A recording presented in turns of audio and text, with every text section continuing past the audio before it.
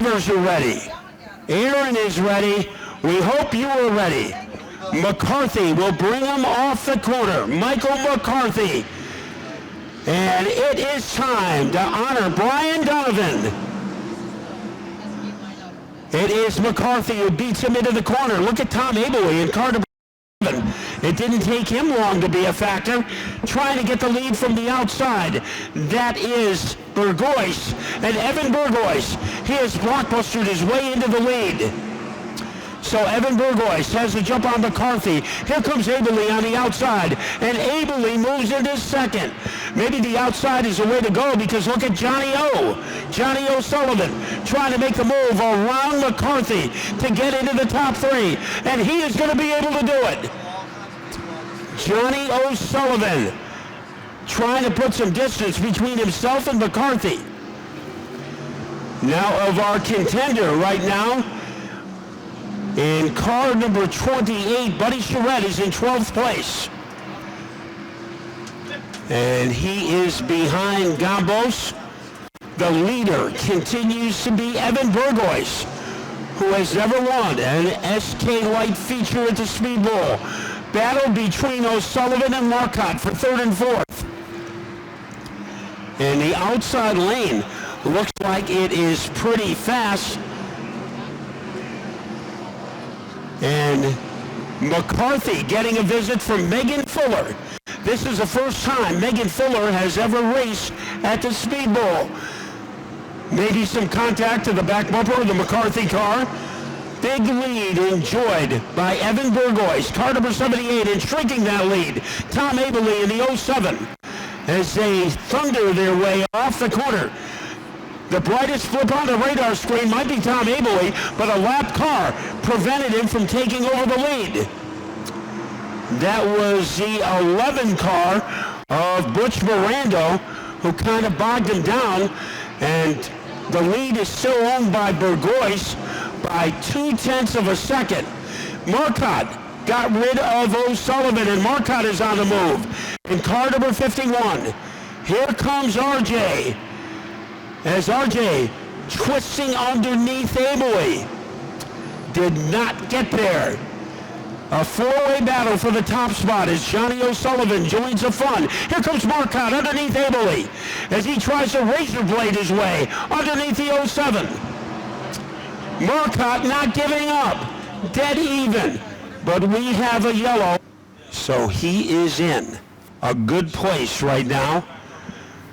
Let's see what develops on the restart. Burgoyce trying to get out, but look at Abeley. Abeley has some firepower and some giddy up, but Evan Burgoyce has a lead. Marcotte making a move on the inside, car number 81. Then it's O'Sullivan next, and then a double foul battle between McCarthy and Fuller. And another yellow comes out as Chapman is slammed. And so several cars had to be transported out, still mathematically alive for the championship. So it is time to get rolling.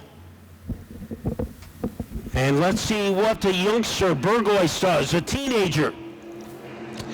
And he is able to swoosh his way into the lead over Abeley. Abeley fighting back on the outside. And he takes the lead as they head into turn number 3. They blister their way into the fourth corner.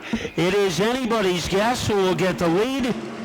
And taking over the top spot is Tom Abeley. Burgoyce now loses a little more ground, and trying to pick things up is John O'Sullivan in car number 51 as he waltzes around to 78 of Burgoyce. And O'Sullivan is in second. Abeley is the leader.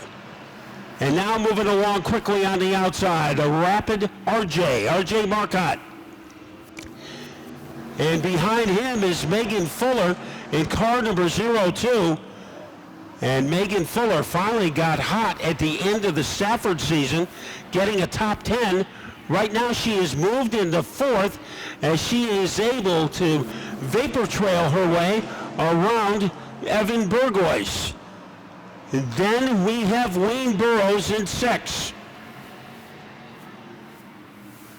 So Wayne Burrows doing what he needs to do, but right behind him, Buddy Charette is doing what he needs to do. As Buddy Charette is able to get by Charland, Amanda West moving up, but Buddy Charette is in 7th place. And instead of being in the graveyard, he is in 7th, trying to clinch the championship. We are down to the final 10 laps of the season.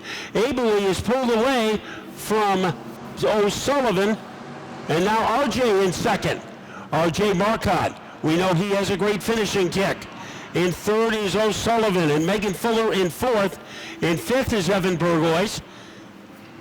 And trying to squeeze in, RJ Marcotte had 2 victories this year. Let's see what he can do against the back bumper of the Abely car, as he tries to meat cleaver his way underneath. A little tap to soften up Abely. There could be room on the inside eventually for RJ Marcotte. A slower car impeding the progress of Marcotte.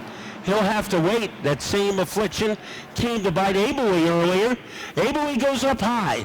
That means there is room in the cash register for RJ Marcotte. In 3rd is O'Sullivan, Fuller 4th.